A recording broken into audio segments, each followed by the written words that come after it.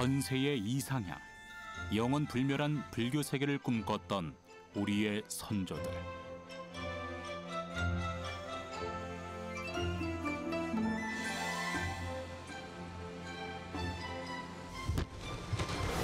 신성한 부처님의 형상이 어린 암석들. 그 웅장하고 거대한 자연에 부처님의 정신을 새긴다. 1500여 년을 이어온 한민족의 석조문화. 그 고귀하고 기품 있는 기법과 양식은 전 세계를 감탄시켰다. 한민족 고유의 예술성과 독창성, 석조문화, 그 미학의 절정기는 어디인가? 그 역사의 기원을 찾아 떠나본다.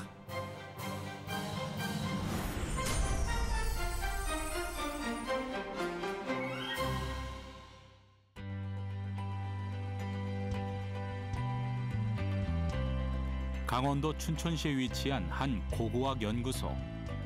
이곳엔 지난 8월 충청남도 서천군에서 발굴한 유물 복원 작업이 한창이다. 이 유적지에서는 백제에서부터 조선시대까지 석불, 기와, 가마 유구까지 다양한 유물이 발견되었는데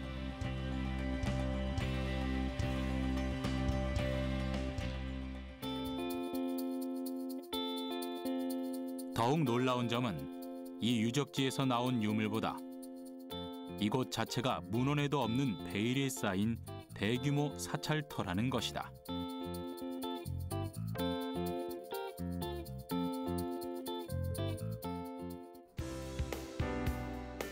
이번 발굴 작업은 지난해 3월 충남 서천군 종천지구 농업용 저수지 뚝 높이기 사업에서 시작되었다. 이 유적지에서 백제시대로 추정되는 유구와 유물들이 쏟아져 나오면서 발굴은 본격화되었다.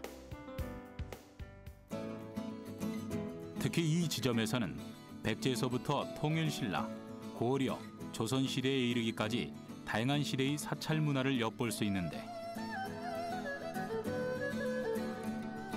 총 4개 충의가 확인된 바에 따라 이곳에 건물지가 중첩되거나 개축되었을 것으로 추측되어진다.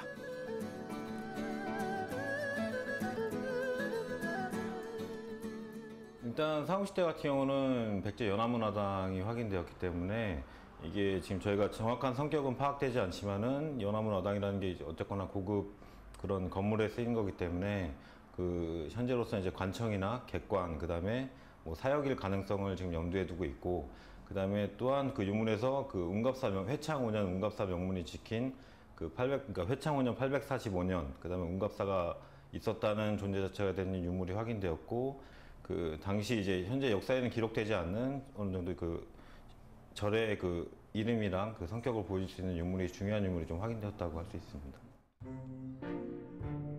백제 시대 대단히 사찰터를 건립해 다양한 공방과 건축 관련 시설을 배치한 것만으로도 당시 불교 문화의 융성함을 알 수 있다. 또한 세밀하고 우아한 연화문화당, 사찰에 사용된 기와와 토기 역시 뛰어난 기술력이 눈에 띈다.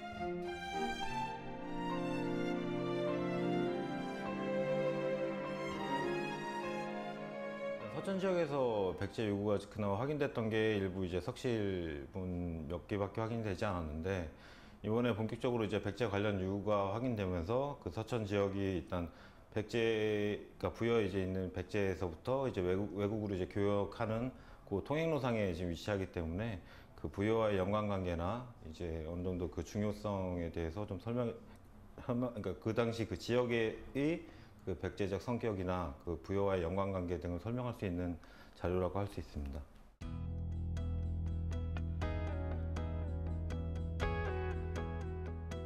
백제 시대의 가장 큰 유적지라 하면 전라북도 익산시 왕궁리 유적을 꼽을 수 있다. 이곳의 왕궁의 모습과 사찰의 모습이 혼재되어 있었는데 백제 무왕이 천도한 왕도였다는 왕도설 등으로 백제사의 수수께끼로 주목받는 곳이다.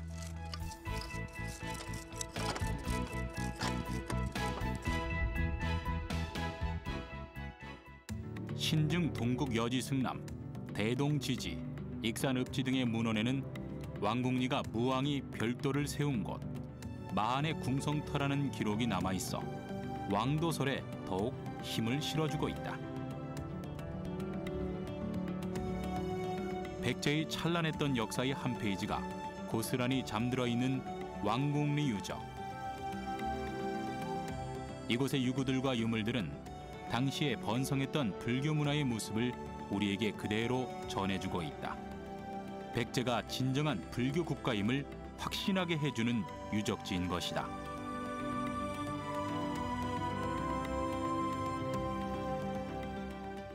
무왕대에 와서 과거에 있었던 규모의 그런 건물들을 좀 더 확장하고 석축도 새로 쌓고 그다음에 문도 남문도 확장하는 등 굉장히 큰 그러한 수축 공사가 있었던 것 같고요. 또한 동시에 그때는 미륵사지들을 준공하고 또 제석사지도 불이 나서 다시 중창을 하는 그러한 일들을 해나갔던 것 같습니다. 백제 무왕은 당시 부처와 보살이 머무는 땅, 불국토를 주장했다. 그렇다 보니 왕궁은 사찰의 기능까지 겸하게 된 것이다. 삼국사기에 따르면 의자왕 시대를 전후로 백제가 흔들릴 당시 왕궁이 사찰로 그 역할이 바뀌었을 것으로 추측하기도 한다.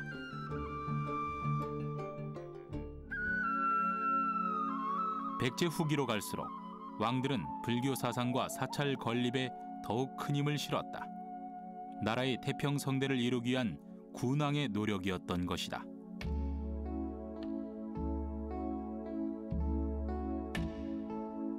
이에 모든 사찰과 불교 미술의 조성은 왕실의 주도로 발전할 수 있었다.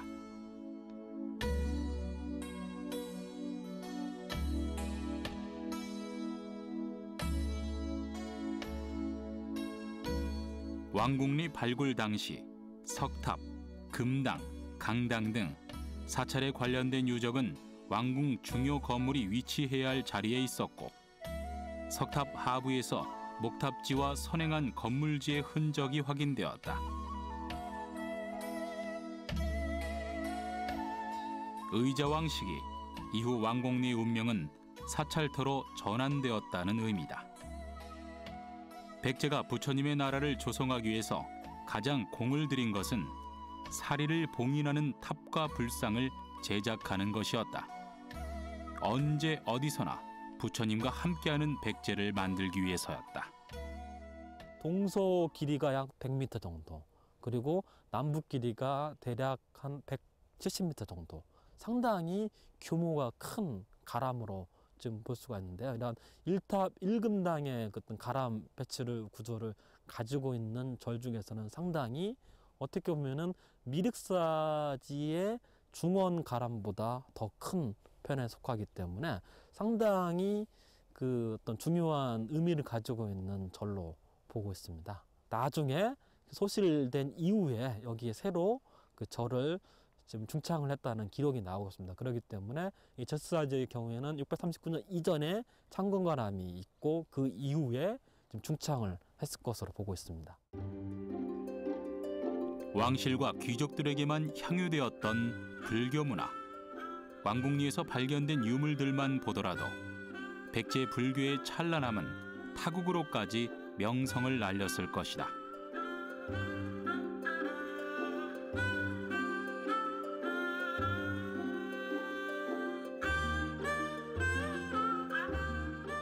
이처럼 백제가 국가적으로 불교와 석조 문화를 키워나갈 때 같은 시기 고구려와 신라의 신앙과 석조 문화는 어떠한 상황이었을까?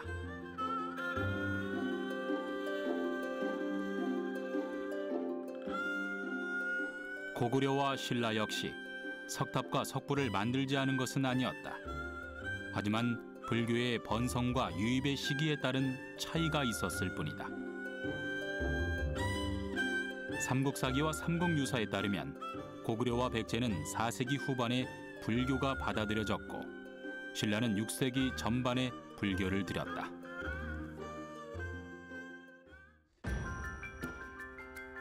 고구려는 372년 중국에서 승려 순도가, 백제는 384년 남중국 동진에서 승려 마리난타가, 신라는 528년에 흥륜사 건립으로 불교의 시작을 알렸다. 하지만 고구려에서는 불교 유입 이후 도교 사상이 번지면서 불교 예술은 점차 수그러들었고, 신라는 150여 년 뒤에 석조 문화를 시작해 한 발 늦은 기술력을 보이고 있었다.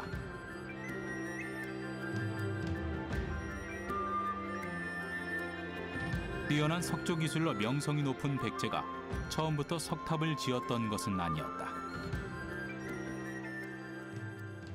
이제 불교가 우리나라로 들어왔을 때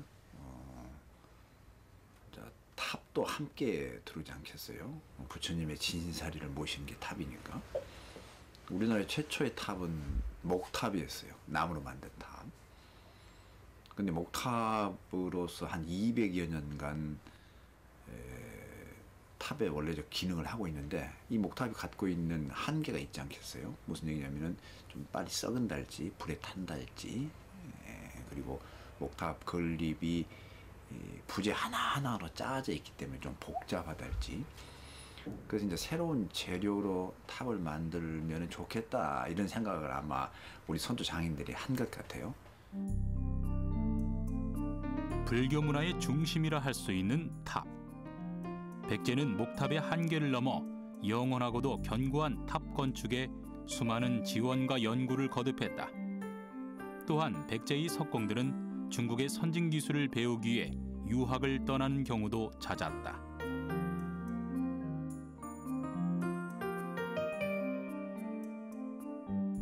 이처럼 백제는 독창적인 석조 문화를 발전시키는 일이라면 다각적인 노력을 해온 것이다.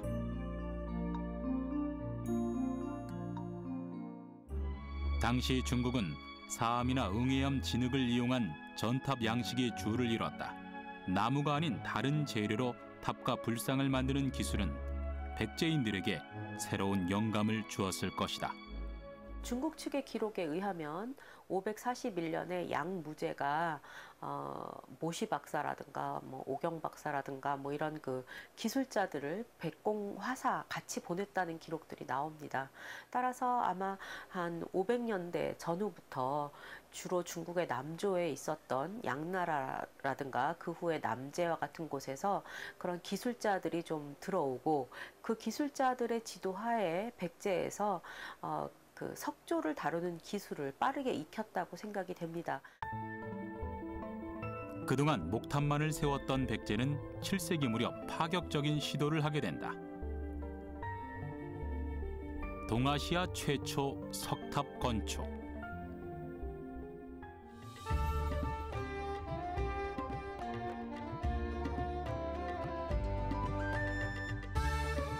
백제 639년, 우리나라에서 가장 오래되고 또 가장 큰 규모의 석탑이 등장한다. 백제 무왕이 미륵 3존을 모시기 위해 지은 미륵사에 지어진 석탑으로 목탑 양식을 그대로 석탑에 옮겨놓은 것이 특징이다. 높이만도 14.2m, 웅장하면서도 세밀한 석조 기법까지 최초라고 하기엔 놀라움이 가득한 석탑으로 알려져 있다.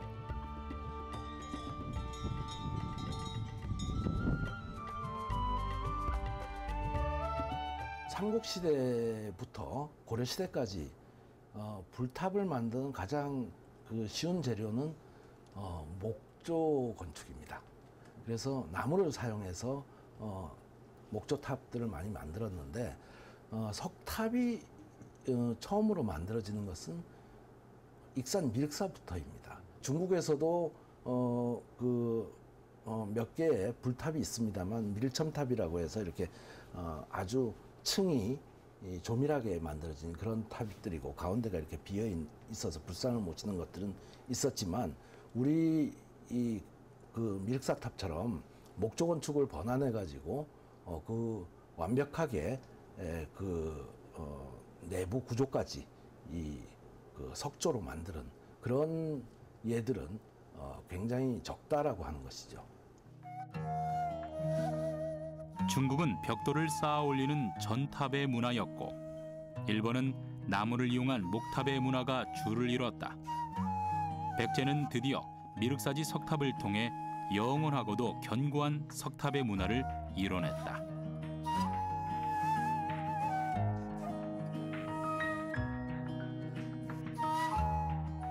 불교를 전파한 인도나 중국에서도 볼 수 없었던 백제인들만의 우아한 양식이 완성된 것이다. 미륵사지 석탑에 등장한 백제의 우월한 석조 문화를 자랑할 수 있는 본보기가 되었다.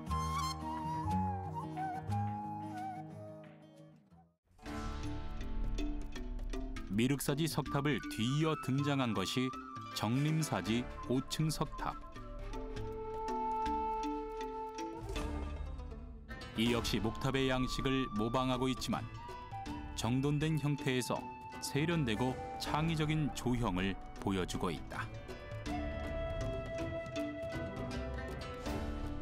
본격적으로 석탑을 시도해본 것이 익산 미륵사 탑이라면은 그것이 갖고 있는 구조적인 불안정성이나 어떤 미학적인 말하자면 그 불안전성 뭐 이런 것을 종합적으로 백제 나름의 하나의 어떤 정리를 통해서 모델, 전형적인 하나의 모델을 만들었다는 점에서는 바로 정림사 석탑이 가장 첫 번째일 겁니다. 그리고 사실 그 이외에는 또 남아있지 않지요. 그런 점에서 본다면은 동아시아 그 석탑사 혹은 동아시아 불탑사 전체에서 정림사 석탑이 차지하는 위치는 뭐 미루어 짐작을 할 수가 있습니다. 세계 최초라고 할 수가 있는 거죠. 백제 석조 문화의 우수성은 미륵사지 석탑과 정림사지 5층 석탑의 존재만으로도 설명이 가능하다. 이 석탑들은 석재의 균형과 조밀한 세공 기술이 한데 모여진 종합 예술과 과학의 집합체인데 그만큼 백제의 채석, 석공 기술은 다른 나라에 비해 월등했다는 것을 알 수 있다.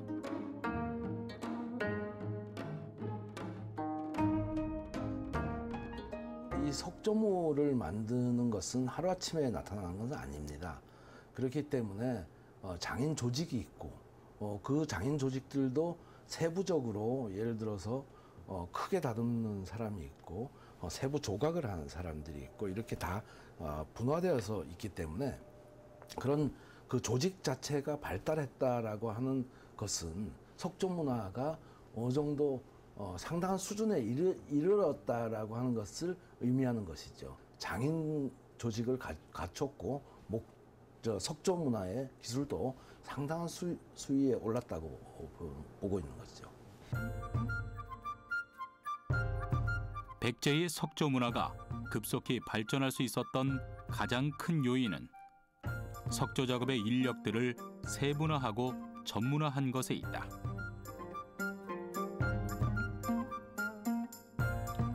왕실과 귀족들이 석공 집단을 후원하면서 채석, 돌가공, 색임 등 각 분야마다 체계적인 장인화가 이루어졌다.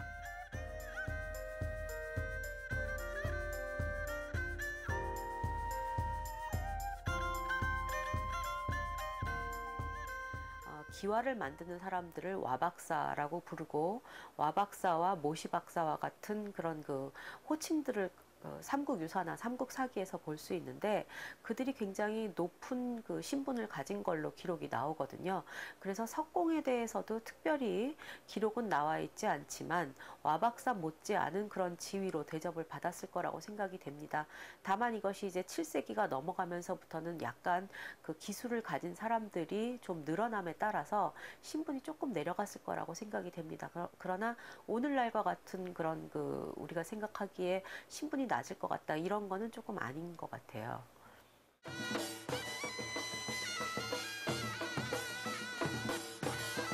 산으로 가세 산으로 가세 산으로 가세 산으로 가세 산으로 가세 산으로는구나. 석탑과 불상을 제작하는 석공은 나라의 안위를 위한 작업을 하다 보니 상대적으로 넉넉하고 자유로운 환경을 보장받았다. 게다가 지금과 견주어도 뒤지지 않는 목적 크레인과 같은 과학적인 장비들도 갖추고 있었다. 그러다 보니 거대하고 세밀한 석탑 작업들이 가능했고 나날이 과감하면서도 다채로운 양식이 등장할 수 있었다. 기본적으로 일단 돌을 다듬는, 깨고 채석하는 그런 기술들을 상당히 그 백제에서 발달을 시켰을 것 같습니다. 그래서 아마 중국의 영향이라고 생각이 되는데 쐐기를 박아서 그 돌을 떼어내는 과정들, 그리고 운반 방법, 그리고 또 그것을 쌓아나가는, 치석하고 또 쌓아나가는 방법, 이런 것들이 백제는 상당히 발달되어 있었고, 예를 들어서 미륵사 같은 데에서 석재를 들어올리는 목조 크레인을 사용했던 그런 흔적들이 나왔습니다. 그래서 기술적으로는 아마 그 최고의 수준이 아니었겠나 이렇게 생각이 되죠.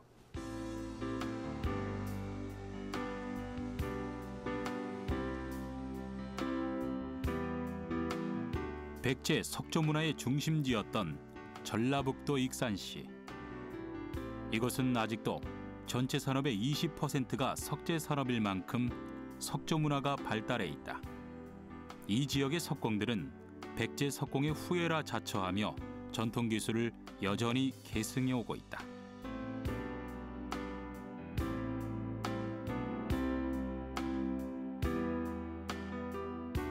단단한 돌을 쪼개 모양을 내기 위해선 망치와 정은 필수이다.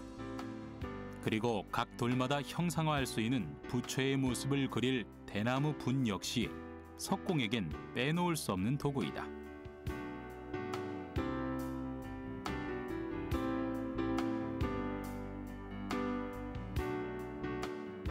조각을 하기 전 부처의 모습을 그리는 것은 임의대로 그리는 것이 아니라 석재 속에 숨겨져 있는 부처의 모습을 찾아내는 과정이다.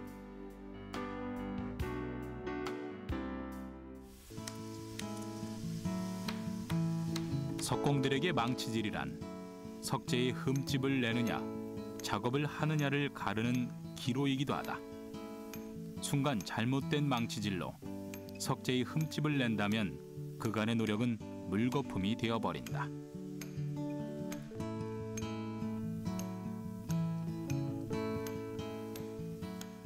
그렇죠. 옛날에도 이 방법으로 정하고 망치 가지고 초벌을 파고, 그 다음에 이제 두 번째 또 마무리 깊이 파가지고 쐐기를 박아서 이제 한마디를 해서 돌을 이제 깨는 거죠.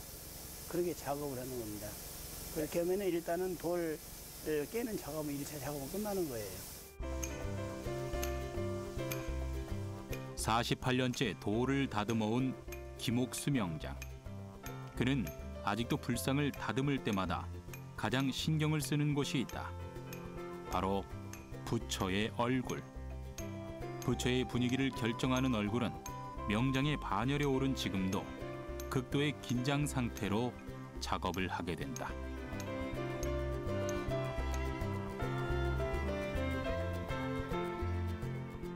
우리가 어떤 작품이든 간에 다 심혈을 기울여서 정성을 들여서 만들지만, 특히 우리가 이제 제일 중요시하는 것은 사람 얼굴을 표현하는 것. 예를 들어서 이 지구상의 사람은 똑같은 사람이 없잖아요, 얼굴이. 그러듯이 이 사람 얼굴을 표현할 때는 정말 심혈을 100분 할애해서 기울여야 돼요.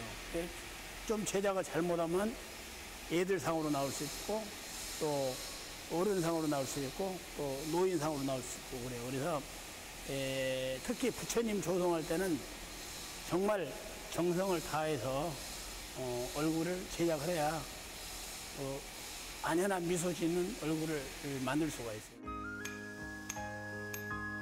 부드럽고 자유로운 부처의 모습을 구현하기 위한 작업. 그 옛날 백제의 석공들은 더 위험하고 오랜 시간 동안 고된 노동을 했을 것이다.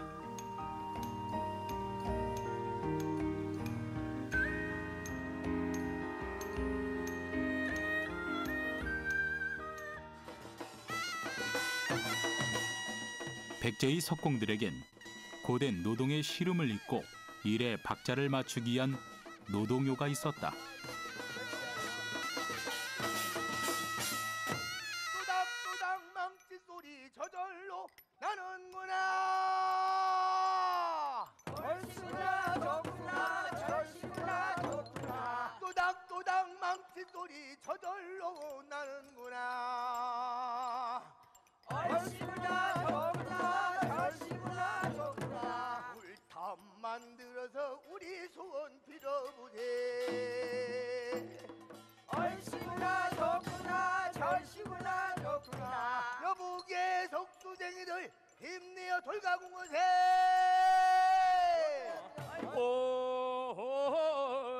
현재 이 탑성놀이의 내용은 백제 석공들의 작업 환경을 짐작할 수 있는 귀중한 역사적 자료가 된다.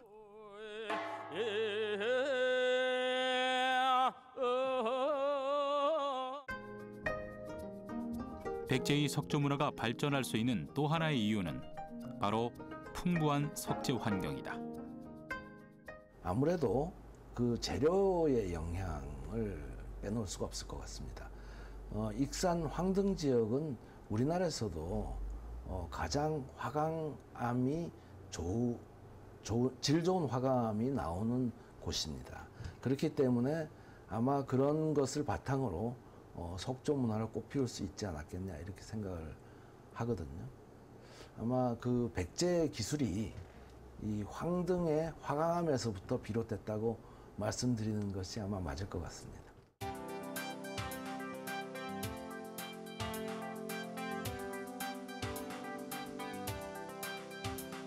전라북도 익산시에는 백제 시대부터 질 좋은 화강암이 생산되고 있다. 이것이 우수한 석조 문화를 꽃피운 걸음이 되었던 것이다.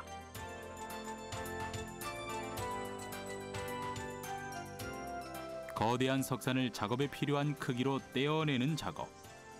지금은 정밀 폭약을 사용해 흠집 없이 화강암을 채취한다.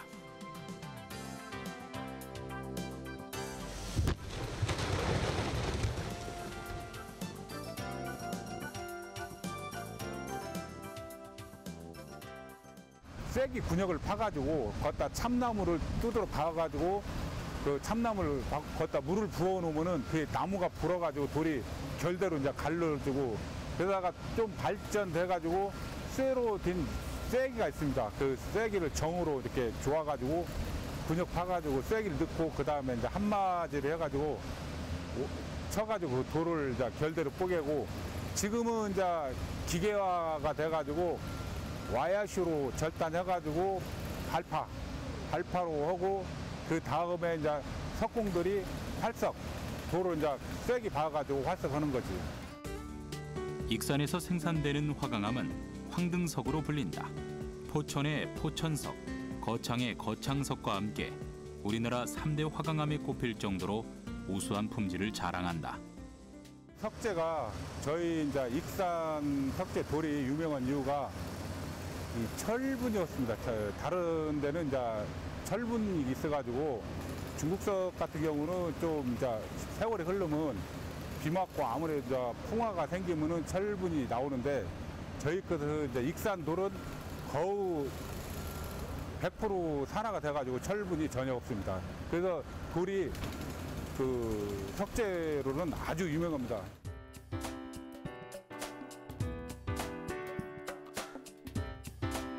우리나라 석조 유물의 석재는 대부분 화강암으로 이루어져 있다. 이는 우리나라 암석 분포와도 밀접한 관계가 있는데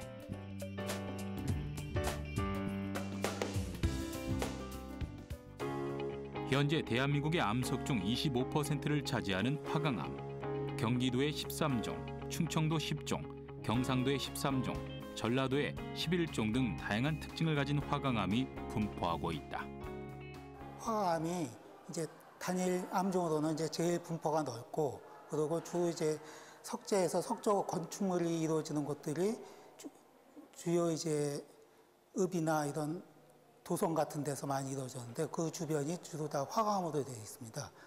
주변 지질이 그래서 이제 주로 화강암으로 많이 건축물들을 짓는 것이 특징입니다.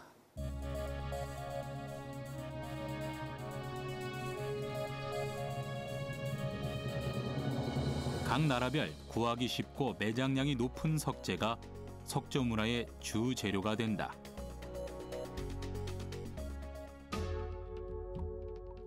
우리나라의 석재인 화강암은 비교적 꽤 높은 강도를 지녀 가공이 어렵다는 단점이 있지만 외부 자극에도 잘 견디고 부식이 적어 보존도가 높다는 장점을 가지고 있다. 암석은 이제 비 맞고 바람 불고 이러면 이제 오랫동안 견디면서 풍화도 받게 됩니다. 그럴 때 이제 특히 이제 철분 성분이 많다는 것은 이제 좀 누렇거나 우리가 흔히 녹이 쓴다는 그런 변색이 좀 일어나게 되는데 그런 것들은 많이 막아주기 때문에 황등석이 아마 좋은 것 같습니다. 백제 무왕 시기엔 승려와 기술자들을 일본에 파견하여 선진 문물을 전파해 일본 불교의 기틀을 마련해 주었다.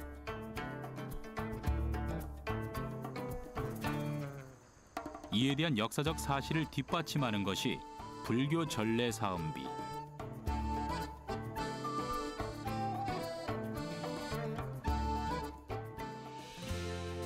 (1972년) 일본의 불교인들이 불교를 전해준 고대 백제인들에게 감사하는 마음을 담아 세운 비석이다.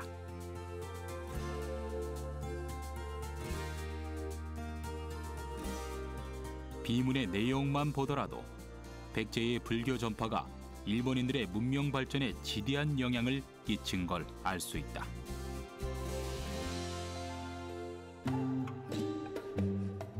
(587년) 백제는 소가 오마코에게 불교를 전파해달라는 요청을 받아 1년 뒤에 불교 문화를 전파하게 된다. 일본 최초 사서인 일본 서기에는 아스카사를 짓기 위해 백제에서 10여 명의 기술자가 파견되었다는 기록과 함께 장인의 이름과 직종까지 세밀하게 명시해 놓았다. 처음에는 일본 사람들에게 전혀 알지 못했던 목조건축법을 가리켰을 거고요. 그 목조건축법을 가리킴에 따라서 일본에서 최초의 사찰인 아스카데라라든가 호류지라든가 하는 사찰을 짓게 됩니다. 이 백제 사람들이 가서 그런 심초석이라든가 초석이라든가 사리공을 다듬어서 그 안에 사리를 집어넣고 탑을 세울 수 있게끔 도와준 거라고 생각이 되고요.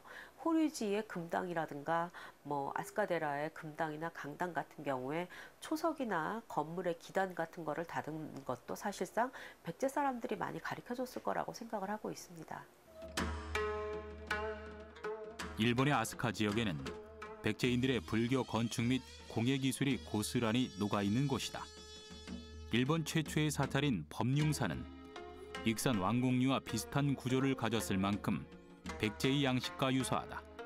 단 하나 다른 것이 있다면 일본 법융사는 석탑의 양식을 목탑에 적용한 것이다. 아스카의 어떤 그런 고대 그 정원 관련한 여러 가지 석조 공사나 석조물들은 거의 대부분 백제에서 건너갔다 이렇게 볼 수가 있고요. 그리고 한반도 내에서도 보면은 인접한 신라의 물론 나중에 이제 석탑 기술이 들어간 건 물론이지만 그 이전에도 그 대사찰, 황룡사 같은 이 대사찰을 건립할 때 그 백제에서 그 장인들, 건축공들이 건너가서 지원을 했다는 것, 이런 것들이 기록에 남아 있죠. 한편 신라에서도 불교의 발전과 더불어 석탑과 석불 건축에 힘을 쏟기 시작했다.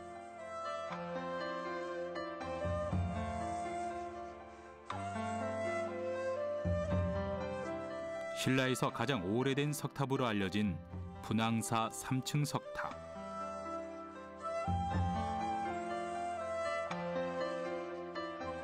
신라 선덕여왕 때에 만들어진 이 석탑은 진흙을 벽돌 모양으로 빚어 쌓은 형식으로 백제의 석탑과는 전혀 다른 양식을 보인다.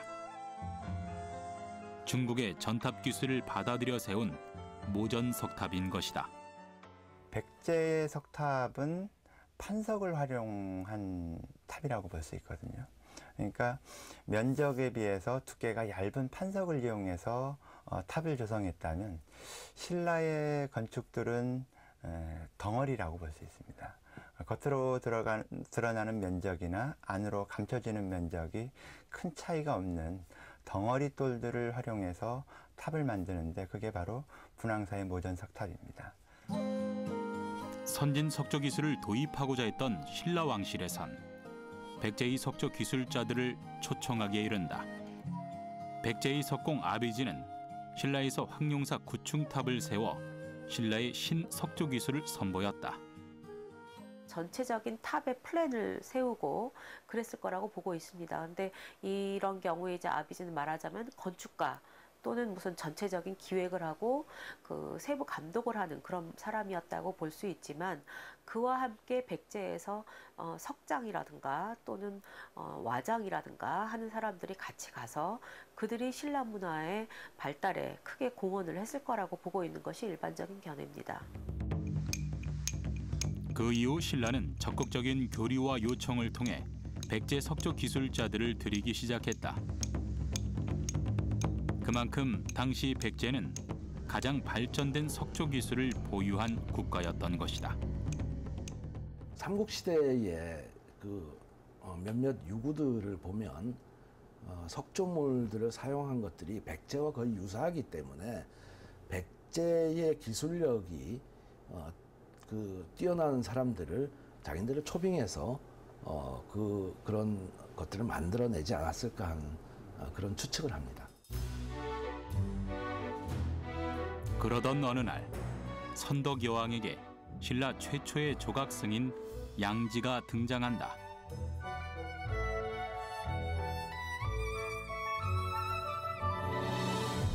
삼국에서도 보지 못했던 다양한 기법과 표현 방식으로 불상을 만들었던 양지승은 신라를 대표하는 불교 예술가로서 추앙을 받았다.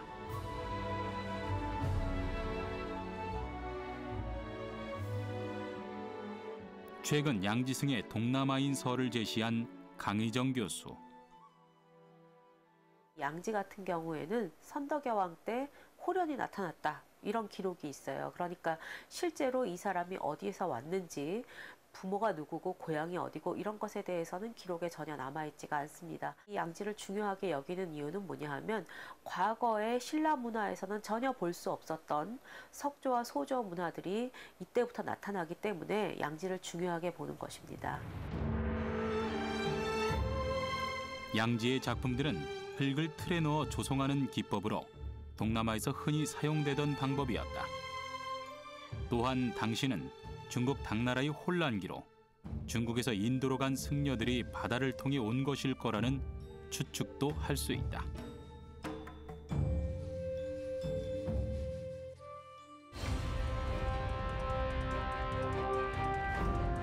고존이 선진 문화를 받아들였던 신라는 드디어 676년 삼국을 통일하기에 이른다. 이를 계기로 그토록 바랐던 백제의 석조 기술까지 흡수할 수 있었다.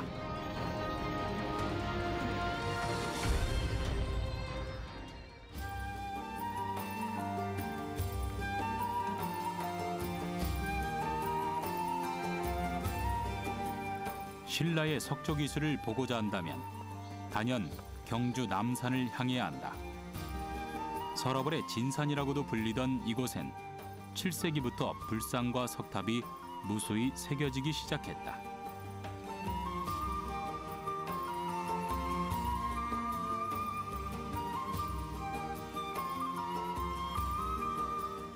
불상 118채, 탑 96기.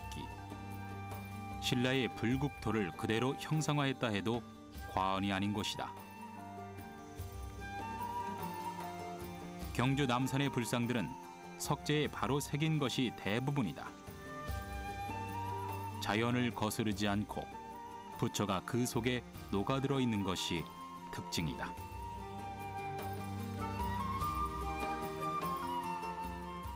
삼릉 계곡에서는 가장 큰 사찰로 보고 있는데요. 이곳도 옛날에 사찰이 있던 곳입니다. 앞에 절벽이 커다란 바위가 반으로 나뉘어져 있기 때문에 하나의 용도로 썼다기보다는 딱딱 공간을 분리해서 안에 석가모니 삼존불과 아미타 삼존분을 따로 조각을 했습니다. 자, 그림을 그리듯이 손으로 조각했다 해서 성각이고요. 앞에 3분, 뒤에 3분 해서 총 6분이 있다 그래서 성각 육존불이라고 불리는 곳인데, 특징은 지금처럼 절벽이 잘 이렇게 막 흘러내린 전리 현상이나 울퉁불퉁한 바위면을 그대로 두고 조각을 했다는 거죠. 그만큼 신라 사람들은 자연을 우선시했고요. 이곳에서 부처님을 모셔놨다기보다는 이미 바위 속에 있는 부처님을 조금씩 불필요한 면을 걷어냈더니 이런 형상을 하고 있다는 겁니다.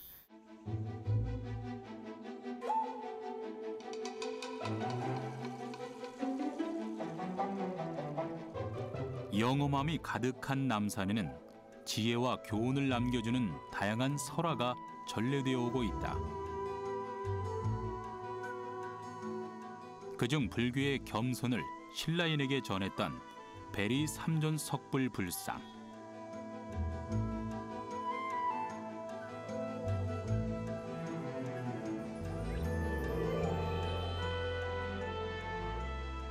신라시대 때 재상이라는 유렴이라는 사람이 부모님을 위해서 큰 제사를 모시기 위해서 날 고긴다는 큰 스님을 불렀는데, 기다려도 제 시간에 도착하지 않던 스님이 너무나도 남루한 복장으로 등장을 하신 거예요. 그래서 스님 오늘은 다음에 오시지요 하고는 복장을 보고 오히려 그 스님을 문전박대하게 되죠.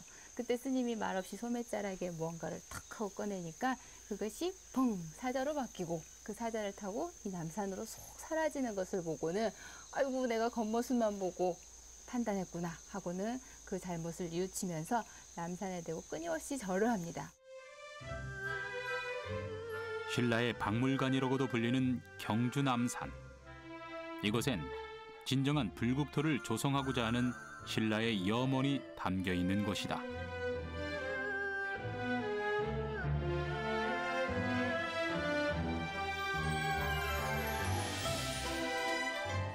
동일 신라에 들어선 백제의 세밀하고도 기품 있는 석조 기법이 경주 남산에도 스며들기 시작했다.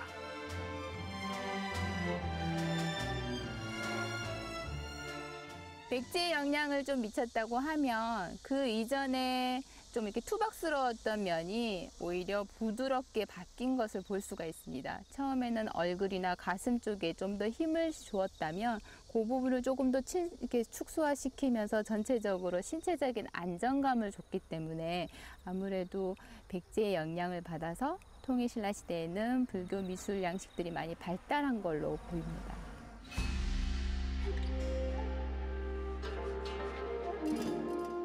삼국시대에서 통일신라로 접어들자 불교 문화와 이에 관련된 건축, 미술, 공예 분야들이 폭발적인 성장과 발전을 이루게 된다. 백제에 이은 제2의 전성기. 이때 통일신라는 모든 시대를 통틀어 비견될 수 없는 희대의 역작을 탄생시킨다. 불국사하고 석굴암을 가장 중요하게 보는 이유는 일단 그 시작은 김대성이라는 개인이 했지만 김대성이 완성을 보지 못하고 죽자 신라 왕실에서 뒤를 이어서 그 완성을 했다, 이런 기록들이 나와 있습니다. 따라서 이 불국사와 석굴암은 실제로는 신라 왕실에서 전력을 기울여서 완공한 것이라고 볼 수 있고요. 따라서 이 왕실의 전폭적인 지지와 경제적인 후원, 그리고 뛰어난 조각가와 그 기술자, 건축가들을 고용해서 그렇게 우수한 작품이 나올 수 있었다고 볼 수 있습니다. 불국사에 전해지는 설화에는 백제 석공의 후예인 아사달의 슬픈 이야기가 있다. 애타게 남편을 기다리는 아내 아사녀에게 한 스님은 연못에 탑이 뜨면 남편 아사달을 만날 것이라 말한다. 하염없이 기다리던 아사녀. 너무도 긴 시간에 지친 그녀는 연못에 몸을 던지고 만다. 8세기 중엽을 신라 석조 건축의 정점이라고 볼 수 있는데, 이 단계에 이르면 돌을 마치 나무 다루듯이 가공할 수 있는 기술 단계까지 이르게 됩니다. 그 대표적인 사례가 불국사의 석축을 보면 뭐 청운교, 백운교, 연화교, 칠보교 그 밑에 홍예가 있는데 홍예를 구성하고 있는 석재를 보면 판석 자체를 곡선으로 만들어서 가공할 수 있는 기술적 단계까지 이르게 되고 이러한 자신감의 표출로서 나타나는 게 그 어디에서도 유래를 살펴볼 수 없는 불국사의 다보탑 같은 창의적인 건축물 지금까지도 과연 이 어디에 영향을 받은 건지 확인되지 않고 있는 석굴암이라는 아주 독보적인 건축물을 완성하기에 이릅니다. 한민족 역사상 가장 발전되고 미적 수준이 극대화된 석조 작품인 불국사 다보탑과 석굴암. 불국사와 석굴암을 석조 건축의 백미라고 이야기하는 이유는 과거 사람들이 봤을 때도 아름다웠고 오늘날에 우리가 봐도 너무나 아름답습니다. 뿐만 아니라 미래의 사람들도 당연히 아름답다고 평가할 수밖에 없습니다. 다시 말해서 불국사와 석굴암의 아름다움이라는 것은 인류 보편적인 아름다움의 가치를 지닌 미술품이라는 데에서 석굴암과 불국사는 세계적인 보배가 될 수 있는 겁니다.